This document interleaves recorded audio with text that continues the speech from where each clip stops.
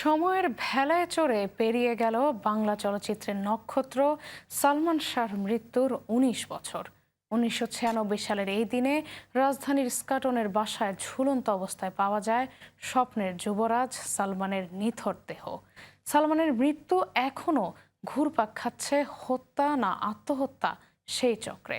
নিয়তির নিষ্ঠুর নিয়মে স্মৃতির পাতাগুলো ঝাপসা হয়ে আসছে ক্রমান্বয়ে, কিন্তু সালমান যুগ যুগান্তরে উদ্দীপ্ত দর্শকদের অন্তরে অন্তরে। মৃত্যুর এই দিনে ঢাকায় চলচ্চিত্রের সবচেয়ে স্টাইলিস্ট নায়ককে স্মরণ করছেন খান আল আমিন। ছেলে নাম করবে, সারা পৃথিবী তাকে মনে রাখবে। সিলেটের কমরউদ্দিন চৌধুরীর ছেলে সালমান জগৎজোড়া নাম করেছেন ঠিকই, পৃথিবী তাকে মনেও রেখেছে, কিন্তু তার আগামী দিনের ঠিকানা হয়তো কেউ জানত না।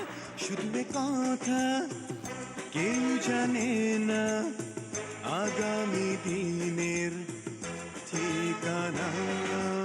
১৯ সেপ্টেম্বর ১৯৭১ সিলেটের জকিগঞ্জের শাহরিয়ার চৌধুরী ইমন নামে একটি ধ্রুবতারার আবির্ভাব। জন্মের ১৪ বছর পরের কথা। হানিফ সংকেতের একটি গানের মিউজিক ভিডিওর মাধ্যমে প্রথম পর্দায় ইমন।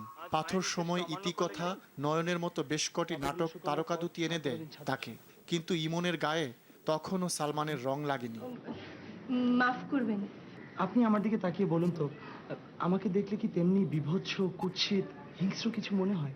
পর্দার ৮ বছরের অভিজ্ঞতা নিয়ে রূপালী পর্দায় পা।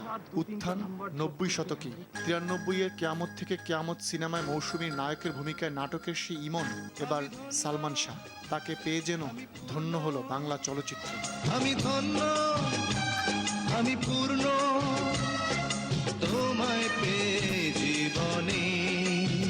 ৯৩ থেকে ৯৬, মাত্র ৪ বছরে শাবনূরের সঙ্গে ১৪টি সহ মোট ২৭টি কালজয়ী চলচ্চিত্র ঢালিউডের ঝাঁজটা বুঝিয়ে দিয়েছিল ভালো করে।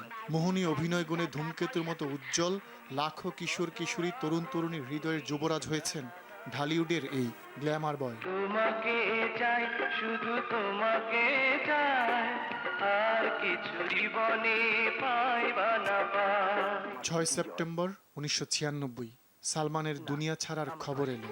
এই দুনিয়া ছাড়তে হবে, এসেছে খবর আমার, এসেছে খবর। স্বপ্নের পৃথিবী ছেড়ে পাড়ি জমালেন স্বপ্নের ঠিকানা। সত্যের মৃত্যু নেই চলচ্চিত্রে ফাঁসির কাষ্ঠ থেকে সালমানের মুক্তিতে জয় হয়েছিল সত্যের, কিন্তু তার মৃত্যু নিয়ে রহস্য সত্যকে মৃত্যুর দুয়ারে ঠেলে দিচ্ছে প্রতিনিয়ত। স্বপ্নের নায়কের ভক্তদের বুকের ভেতর আগুন জ্বলেই রইল। খান আল আমিন, RTV।